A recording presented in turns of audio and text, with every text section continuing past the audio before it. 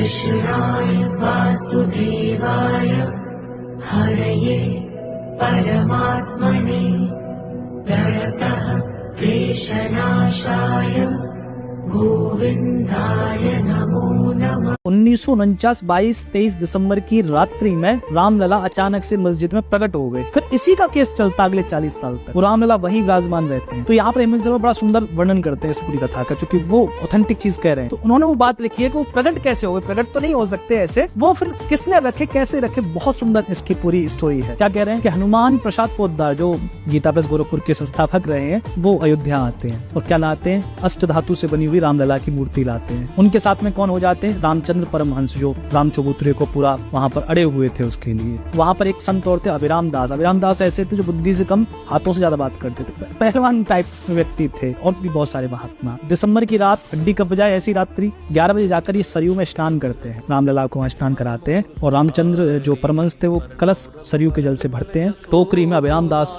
ठाकुर जी को रखते हैं, रामलला को विराजमान करते हैं। ये सभी कहाँ चलते हैं, बाबरी ढांचे। आज क्या होने वाला है, आज गर्भगृह में रामलला विराजमान होने। यही तो दुस्साहस था जो कि आज हम सब राम मंदिर देख पा रहे हैं। कहाँ पहुंच गए, मस्जिद पर जो उसको ढांचा कहा जाता है वहां पहुंच गए। तो वहां पर एक शेर सिंह नाम के संतरी पहरा दे रहे थे। तो ताला कौन खोलेगा, शेर सिंह से कहा कि ताला खोल। अब शेर सिंह और अभिराम दास की मित्रता थी पहले से, गांजा और भांग की मित्रता थी, ऐसा हमें हेमंत शर्मा लिखते हैं। तो शेर सिंह ने वहां पर, अब रामलला सर पे हो तो कौन ताला नहीं खोलेगा, शेर सिंह ने ताला खोल दिया। यहाँ गए जो गर्भगृह था, जो मेन गुम्बद का, उस पर पहले सरयू से उसको पूरा धोया जाता है, लकड़ी का वहां पर सिंहासन रखा जाता है, मंत्रों के साथ, हरि नाम धुन के साथ चांदी का सिंहासन रखा जाता है, और उस पर हमारे रामलला जो अष्ट धातु के थे उनको विराजमान किया जाता है। वो 1 घंटे की पूरी प्रक्रिया थी, जिसमें ये 25-30 महात्मा रामलला को विराजमान वहां पर करते हैं। 12 बजे ड्यूटी खत्म होनी थी, लेकिन शेर सिंह गया 1 बजे, किसको जगाने, दूसरे संतरी को। उसका नाम था अब्दुल बरकत, वो मुस्लिम था। वो आया जब अपनी ड्यूटी के लिए, तब तक सब महात्मा जा चुके थे, लेकिन उसकी जमीन खिसक गई नीचे से। अच्छा, यहाँ तो प्राण प्रतिष्ठा हो गई है, खून जम गया उसका। क्यों? क्योंकि वहां पर देखा उसने कि यहाँ पर तो रामलला विराजमान हो गए। तो बाद में अगर आप उसकी पढ़ोगे तो उसने गवाही ये दी है, ये नहीं कहा कि कोई महात्मा यहाँ पर, उसने कहा है कि